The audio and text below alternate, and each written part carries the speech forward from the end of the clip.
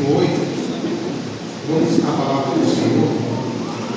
Carta de Paulo aos Romanos, capítulo 5 e o versículo 8. O tema dessa mensagem é simples: se isso não for amor. Amém? Glória a Deus. Qual é o tema da mensagem? Se isso não for amor. Se isso não for amor. Olha para a irmã do irmão do seu lado e pergunta para ela e para ele: se isso não for amor. Pergunta para ela e para ele. Mas olha no olho. Fala, se isso não for amor. Não consegue colocar. Deixa eu olhar para você. Se isso não for amor, olha para mim. Se isso não for amor, o que será? A resposta está com você também. Se isso não for amor, o que será? Pergunta para ela de novo, para ele. Olha o pastor buscando aí. Se isso não for amor, o que será? Amém? Guarde para você a resposta. Romanos capítulo 5, versículo 8. Aos Romanos capítulo 5, versículo 8. Diz o seguinte: mas Deus prova o seu amor para conosco, em que Cristo morreu por nós, sendo nós ainda o que? Santos? Não. Sendo nós ainda perfeitos? Sendo nós ainda os melhores da igreja? Sendo nós ainda os melhores dizimistas? Sendo nós ainda os melhores obreiros? Sendo nós ainda os melhores profissionais? Sendo nós ainda os melhores filhos? Seja você ainda sendo a melhor mulher? Seja você ainda sendo o melhor homem? Seja você ainda sendo o melhor pai? Ou você ainda era uma pecadora, era um pecador como Deus chamou? Você já pode pensar sobre isso? Deus prova o seu amor para conosco, sendo que Cristo morreu por nós, sendo nós ainda pecadores. Guarde isso no seu coração, porque vai deixar essa mensagem nessa noite. Aleluia.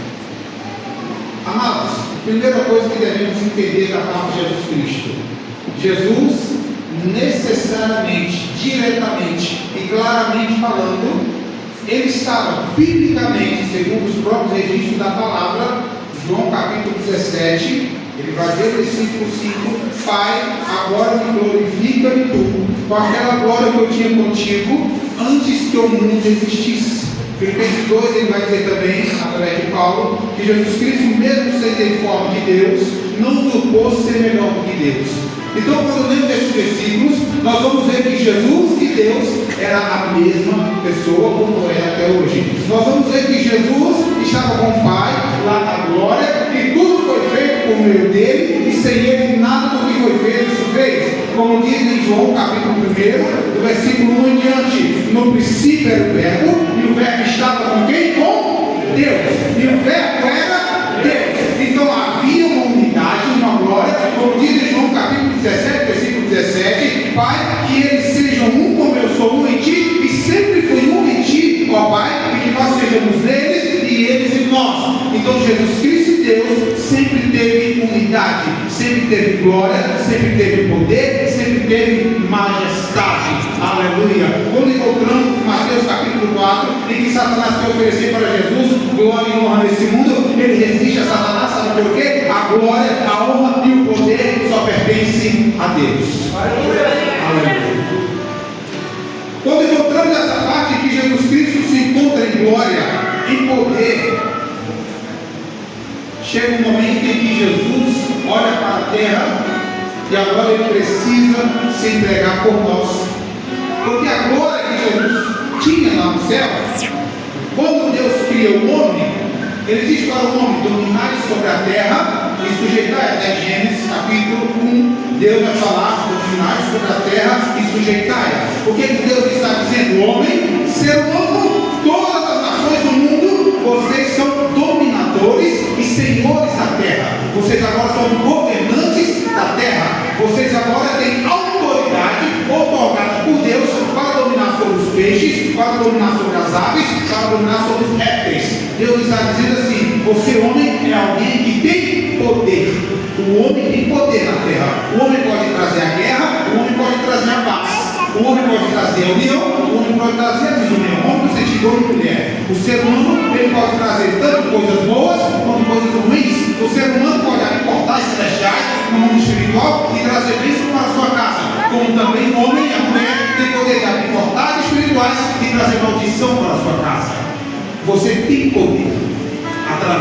você existe autoridade morada entregada por Deus. E alguns homens na história que podemos encontrar, como Nabucodonosor, está em Daniel capítulo 4, ele vai se colocar numa posição de glória, de poder. Versículo 30, Nabucodonosor ele disse uma palavra interessante, e ele disse: não é esta Babilônia que eu criei, a Babilônia que eu construí com a força do meu braço.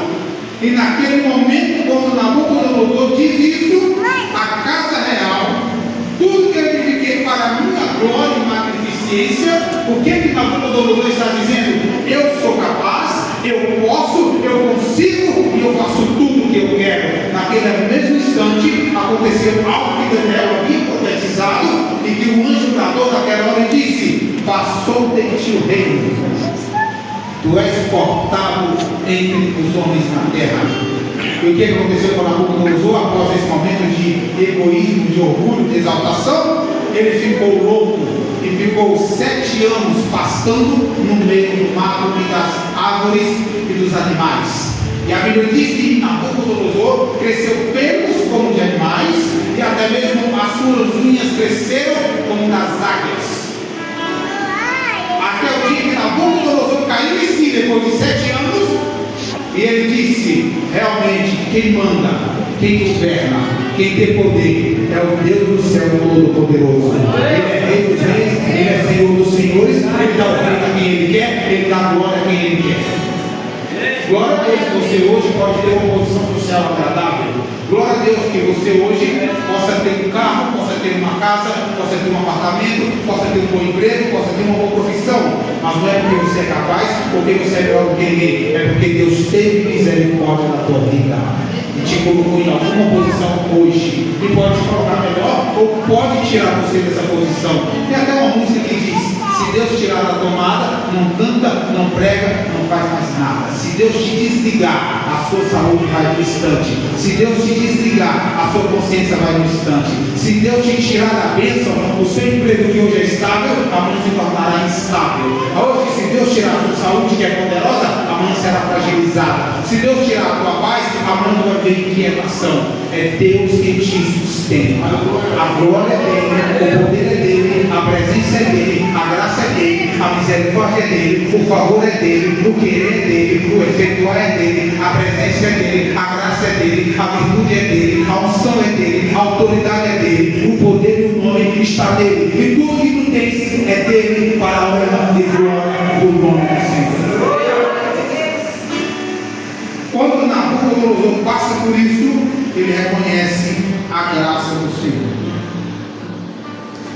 Quantos momentos somos pegos por essa frase nos nossos dias, ou nas semanas, ou nos últimos meses, ou nos últimos anos?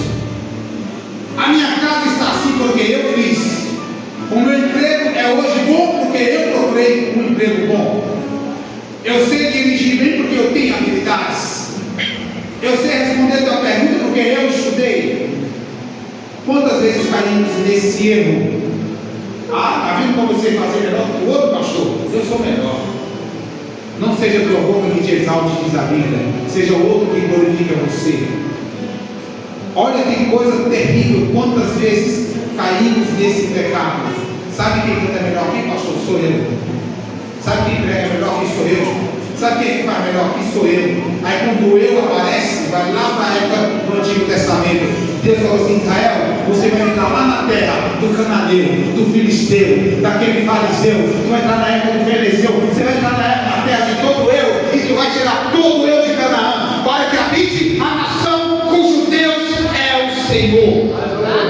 Tem que sair do eu da tua vida, sabe por quê? Quem tem que aparecer no teu louvor é Jesus. Quem tem que aparecer na tua mensagem é Jesus. Quem tem que aparecer no teu testemunho é Jesus. Quem tem que aparecer no teu trabalho é Jesus. Quem tem que aparecer na tua família é Jesus Cristo. Quem tem que aparecer nas tuas habilidades é o nome daquele que está sobre todo o nome. Aleluia. Te convido a você a acompanhar comigo Filipenses capítulo 2, versículo 5 em diante, que vai deixar bem claro: de sorte que haja em vós o mesmo sentimento que também houve em Jesus Cristo, que sendo em forma de Deus, não teve por usurpação ser igual a Deus, mas fez a si mesmo de nenhuma reputação, tomando forma de servo e fazendo-se semelhante aos homens, e achado em forma de homem, humilhou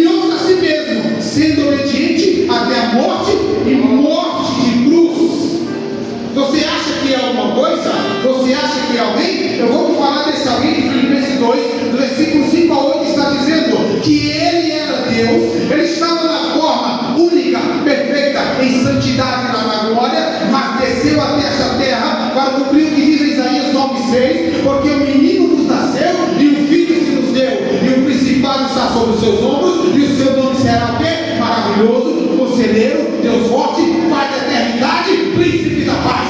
O filho foi dado, o filho foi entregue para os homens naturais, nasceu o filho de Maria, mas para aqueles que são espirituais, Jesus já existia, Jesus já era Deus, Jesus já era o Verbo, Jesus era simplesmente alguém que se manifestou a esse mundo. Jesus, ele teve que vir a mulher de Maria, mas ela não deu Jesus para nós. Quem nos deu Jesus foi o Pai, o Filho foi nos dado pelo Deus da glória. Ele se transformou em homem, ele se transformou em carne, ele veio como homem e se humilhou até a morte e morte de cruz. E como homem, ele foi servo, como servo, ele foi obediente. E muitas das vezes, nós, como seres humanos, nascidos do pecado, um pouco de exaltação, um pouco de honra, um pouco de autoridade, humilhamos os menos favorecidos, humilhamos aqueles que não têm cargo na igreja, humilhamos aqueles que não têm função, humilhamos aqueles que não têm nenhum chamado, que aparentemente não tem, mas às vezes aqueles que são os improváveis são os que fazem as melhores coisas dentro da casa de Deus.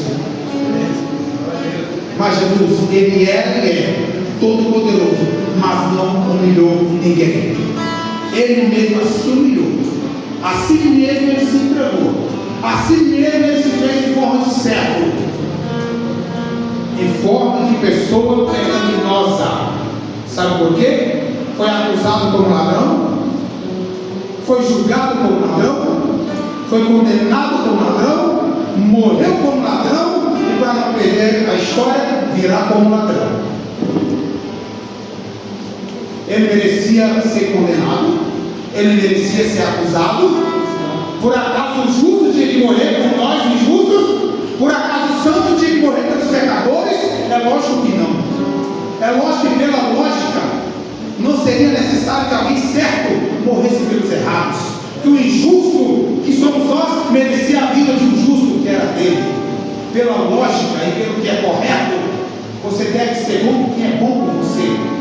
Você deve amar quem você ama, quem te faz bem. Você deve amar quem te ama. Você deve querer quem quer você. Você deve fazer favor quem faz favor a você. Isso é pela lógica. Pela lógica nós só somos bonzinhos porque somos bonzinhos conosco. Pela lógica humana, mas pela lógica de Deus, o infeliz, miserável, desgraçado pecador, que só rejeita Ele pelas suas obras, só rejeita Ele pelas suas palavras, só rejeita Ele pelas suas ações. Ele até hoje está amando piamente a sua vida, piamente a sua alma. Por mais que você fale um monte de besteira durante o dia, Deus está aqui de noite dizendo: eu te perdoo, eu te amo, eu te aceito, eu te recebo, eu compreendo a tua fraqueza, eu compreendo a tua capacidade, eu sou capaz de transformar os teus pecados em obras de santidade. Aleluia! Se isso não for amor, isso é o quê? Eu te pergunto. Vamos procurar aqui para nós agora, dê uma olhada rápida assim. Qual de nós é perfeito aqui? Só tem um entre nós que é perfeito, mas nós não podemos ver com os olhos naturais. Só tem um entre nós aqui que é santo, não podemos ver com os olhos naturais. Só tem um aqui que tem santidade como estilo de vida, não podemos ver com os olhos naturais. Só tem um aqui que pode nos julgar e nos condenar, não podemos ver com os olhos naturais. Só tem um aqui que pode agora, neste momento, abrir o livro da vida e chamar cada um pelo nome e dizer: está salvo. Agora todos nós temos a oportunidade hoje de dizer para Ele: Senhor, se isso não é amor, vai ser o quê? Porque Ele, com tudo isso, com toda a sua glória, com todo o seu poder, colocou tudo lá no canto, falou: Pai, eu vou me enviar até eles, eu irei morrer por eles, eu irei me entregar por eles, eu irei pegar o pecado de cada um, porque a Bíblia diz em Isaías: certamente Ele se tomou sobre si as nossas dores, e os nossos pecados tomou sobre si, e o castigo que estava sobre Ele nos trouxe a paz, e pelas suas pisaduras fomos sarados. Você entende essa palavra nessa noite? Você não é sarado porque você está caminhando na santidade, na perfeição. É obrigação sua procurar ser santo. Você está sendo sarado hoje, você está sendo perdoado hoje, não é porque você jejuou jejuou a semana inteira. Não é porque você levanta 3 da manhã e ora até 5 horas da manhã, 6 horas, não é por suas obras. Foi lido aqui Efésios 2:8, foi salvo pela graça, mediante a fé, isso não vem de vós, é dom de Deus. O versículo logo vai dizer o seguinte: não é pelas obras, para que ninguém se glorie, para que ninguém se exalte, para que ninguém diga, eu sou capaz de me salvar, Deus, eu mereço a salvação. Sabe quem merece a salvação? Ninguém. E sabe para quem é a salvação? Para todos.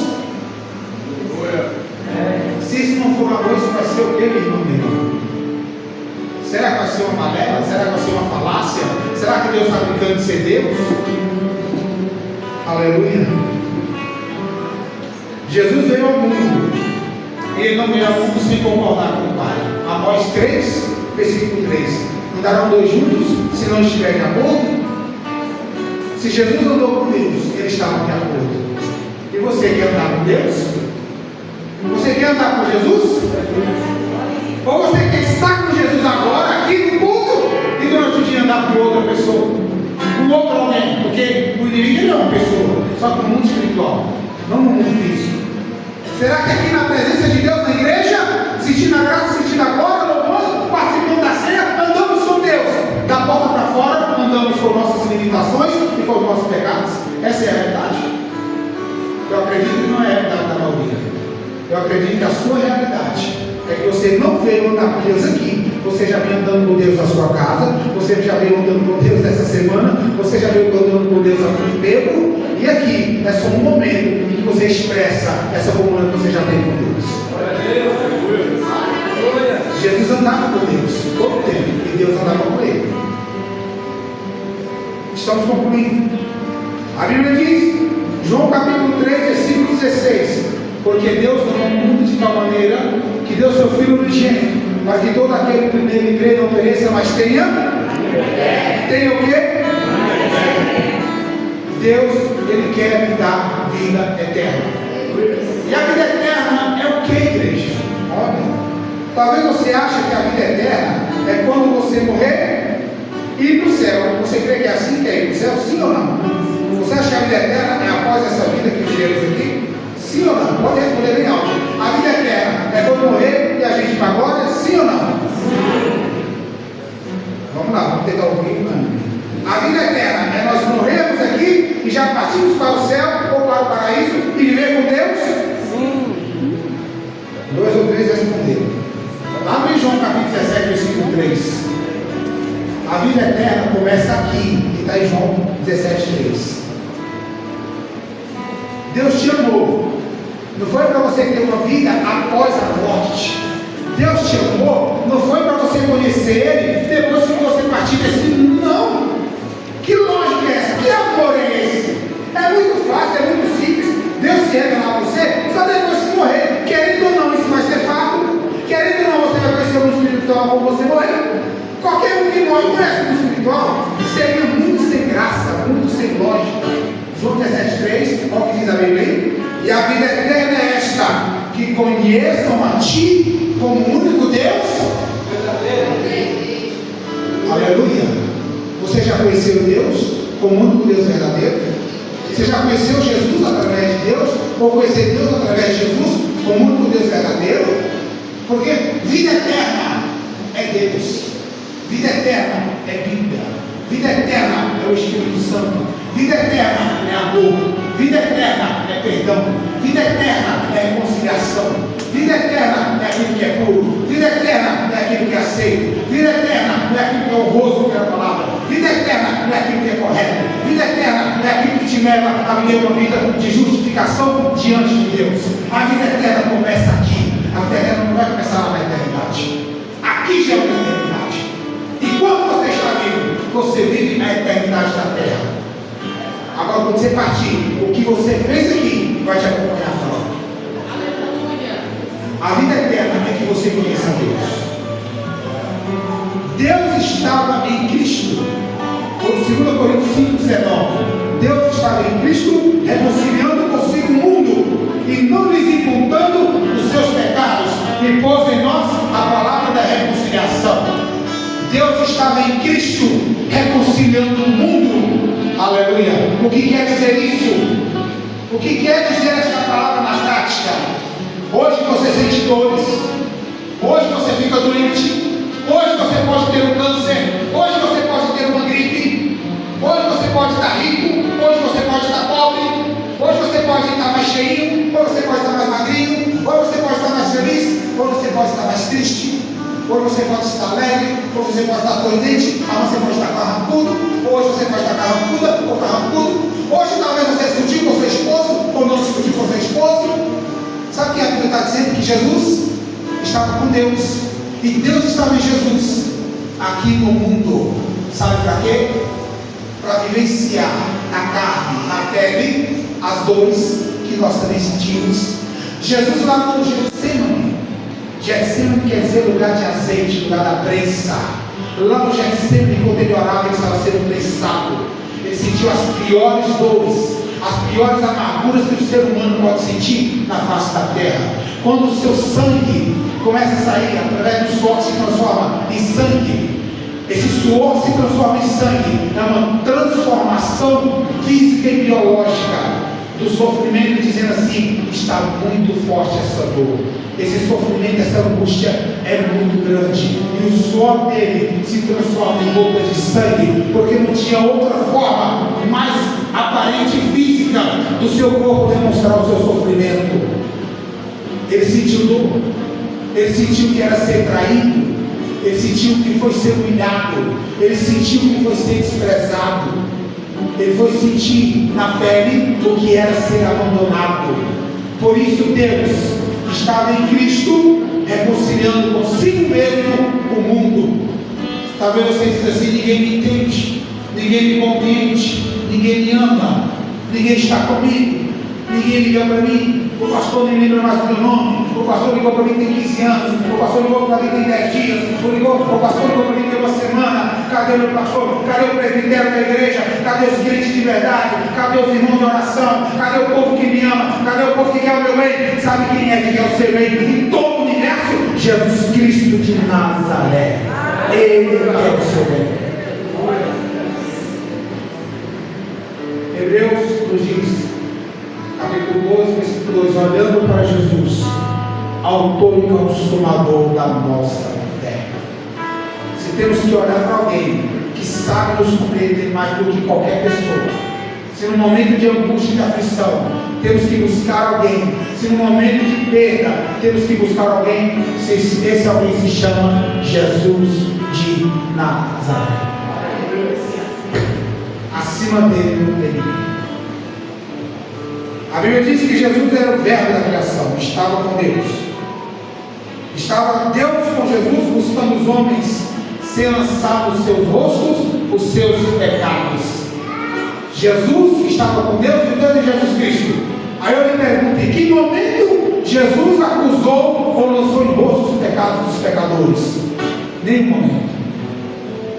A mulher que foi pega em adultério poderia ter sido apedrejada, ela foi? Ela não foi?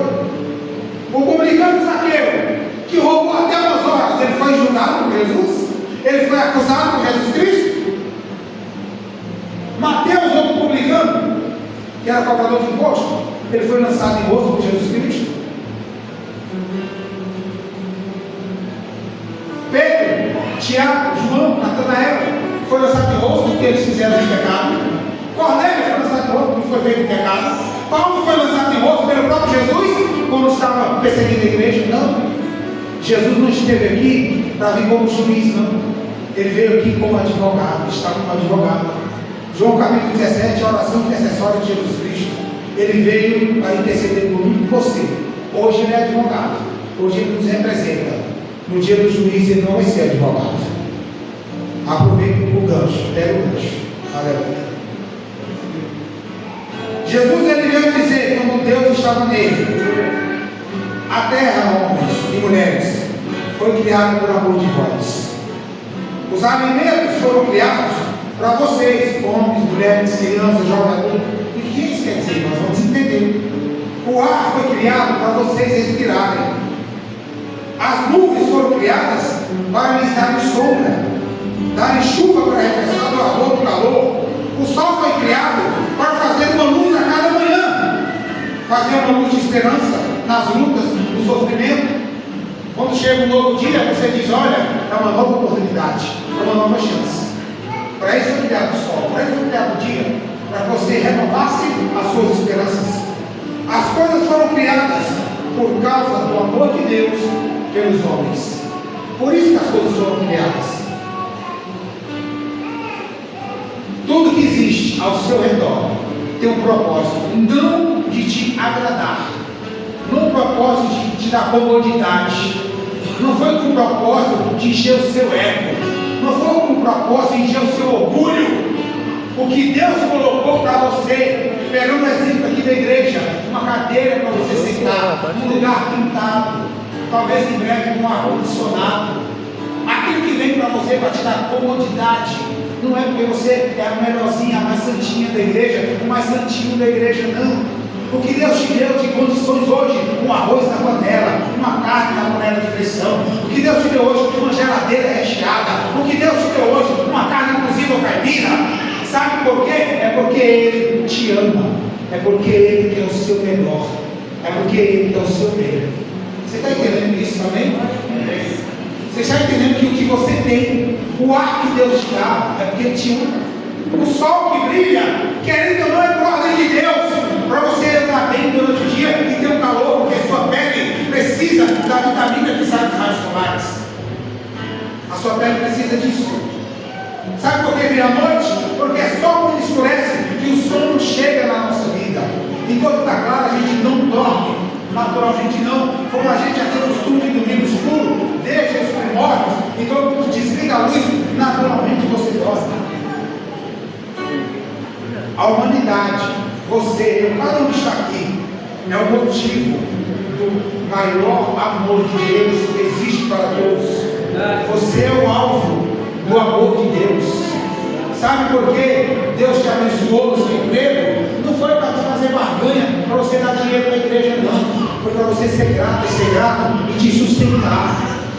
Sabe por que Deus te dá saúde? Não é para você ficar esbanjando com os outros. Nunca peguei gripe, nunca peguei dengue, nunca peguei Covid. Deus te dá saúde, ou homem ou mulher, é para você abrir a sua boca com gratidão e poder pular aqui nessa casa e adorar Deus nessa casa, exaltar Ele de todo o coração, porque o doente não pode adorar, que está não tem não pode glorificar, mas você que está aqui com saúde e com força, adore esse Deus, aleluia.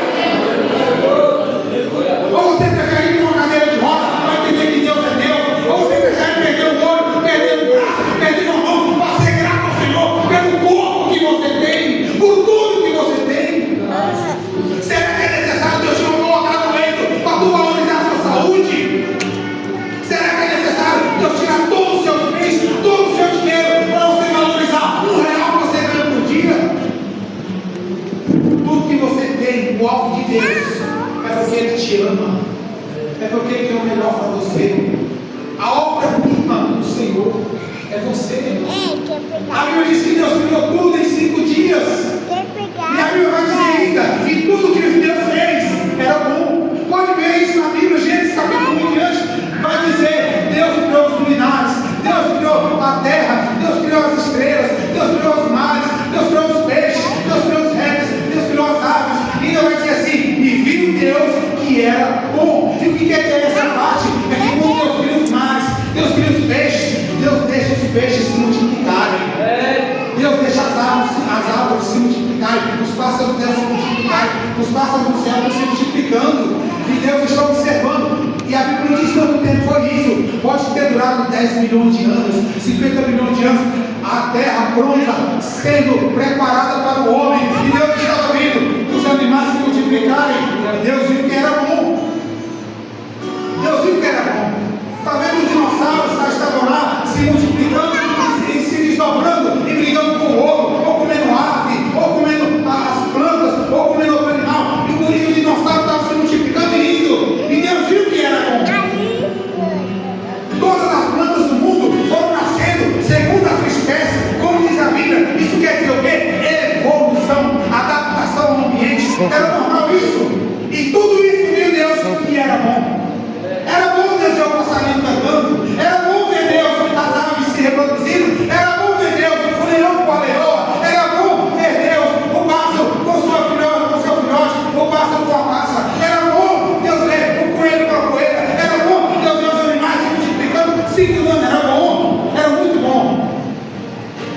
Deus, uma harmonia na natureza, um equilíbrio no meio ambiente, era bom, isso era bom, mas para Deus não era o melhor. Aí Deus fala, está faltando alguma coisa, está faltando algo, o planeta Terra está completo, e esse algo eu não vou mandar existir, esse algo eu não vou mandar aparecer do nada, esse algo que falta, eu vou fazer com as minhas próprias mãos. Aí Ele fez a mim e você, e fez o homem a sua obra-prima, porque a terra só teve sentido de verdade quando o homem começou a viver nela. Por mais que o homem desequilibrou a terra, por mais que o homem trouxe uma desordem, mas tudo foi feito primeiro, não para si mesmo, mas porque Deus iria criar o homem para usufruir de todos os animais, usufruir de toda a natureza, usufruir do meio ambiente. E não foi à toa que Deus disse: domine sobre tudo isso, porque tudo isso foi feito para que você possuísse, para que você administrasse. Será que não foi porque Deus nos ama? Se isso não for amor, isso é o que, igreja? Sabe, a tua casa é de aluguel, mas é tua casa. Tua casa é própria, mas é tua casa. Teu carro é velho, mas é teu carro. Sabe? Tua conta está paga, porque Deus te abençoou você pagar.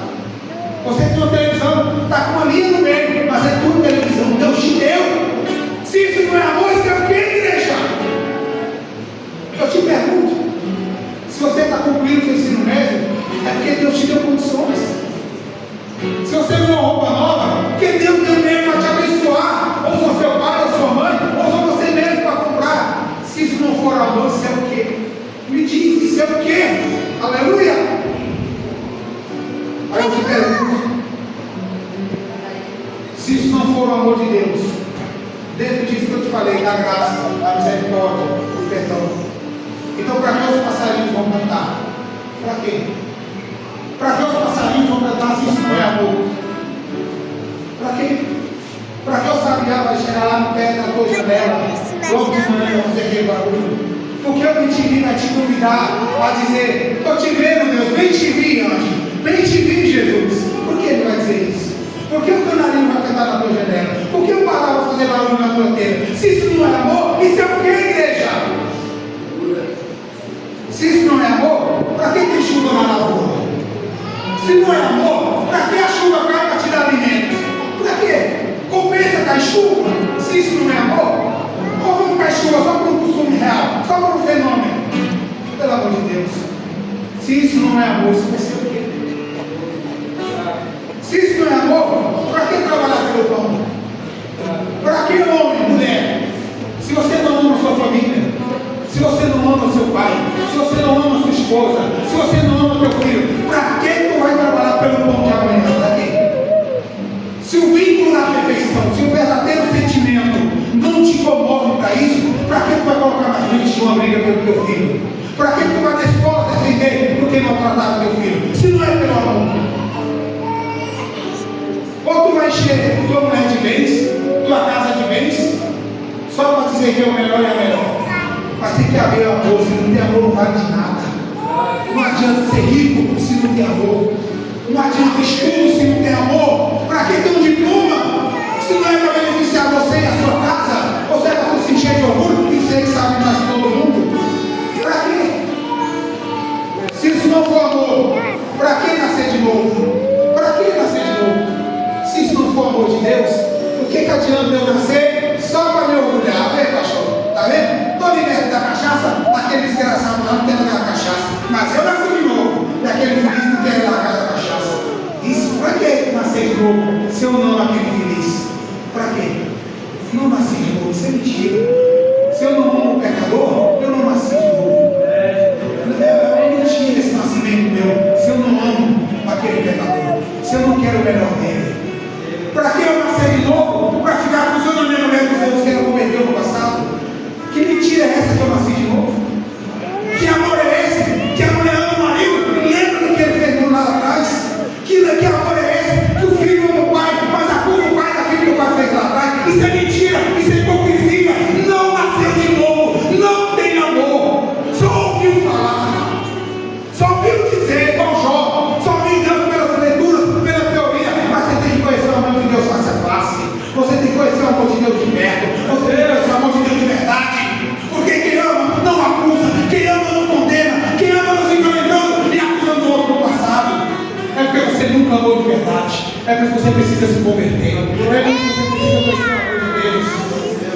Se aquele cheirinho da cachaça, se aquela lembrança da droga vem na tua mente, é porque você nunca conheceu o amor de Deus. Porque quem ama Deus de verdade, quem conhece a Deus de verdade, vai repugnar o pecado, vai rejeitar aqueles vícios malignos. Porque se isso não for amor, meu Deus, o quê? Se não for amor, para que formar uma família? Para quê? Você vai formar uma família porque a sociedade tradicional diz que tem que ser homem, mulher e ter filhos e acabou. Vai formar uma família para isso? Ah não, pastor, vou formar uma família porque eu tenho que estar bem com Deus e cumprir com a igreja. Pela doutrina da igreja, eu tenho que formar uma família. Que é isso? Forma uma família porque você ama o seu cônjuge, você ama a sua namorada, você ama a sua noiva, você ama o seu namorado, você ama o seu noivo. A família tem que ser formada para a base do amor. E para concluir, diz assim, 1 João 4,8: aquele que não ama não conhece a Deus, porque Deus é amor. Deus não tem amor. Você sabia disso, que Deus não tem amor? Deus ele não tem amor, porque Deus é o próprio amor. Ele é a expressão mais real e mais lógica do amor que existe em toda a esfera da nossa humanidade, da realidade humana. Em todas elas, sempre vai se saber que Deus é amor. Ele não vai inventar amor, Ele é o próprio amor. Deus é amor em largura, em altura, em comprimento e em profundidade. Deus é amor. Amém? Vamos ficar de pé, para você. Vamos ficar de pé.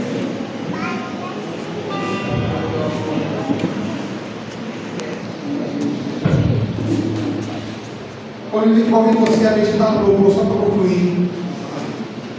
Convido você a fechar os seus olhos. Feche os seus olhos. Medite nesse louvor, só para concluir essa palavra. Eu agradeço a sua atenção em nome de Jesus até essa hora. E se você, meu irmão, entendeu, se isso não for amor, tudo que eu te falei, vai ser o quê? Você mesmo junto, minha jovem, meu jovem, meu irmão, minha irmã. Se não for amor, tudo que nós queremos, se não for por amor de Deus, é em favor de quê? De um orgulho? De um egoísmo? De uma barganha? Será que nós vamos barganhar através de negociação? Será que a salvação é negociada? Será que a salvação é algo que vai nos agradar e vamos comprar com dinheiro? Será que a salvação é isso? Convido você, feche os seus olhos, medite nesse louvor junto comigo. Todos vocês que estão aqui, medite. Convido você, feche os seus olhos. E vai meditando. Será que compensa servir a Deus? Será que compensa olhar para o amor de Deus? Olhar para o mundo?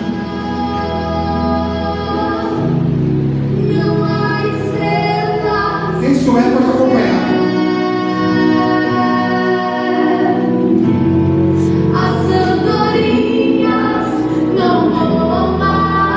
Deixa Deus falar seu coração. Se entrega ao Senhor.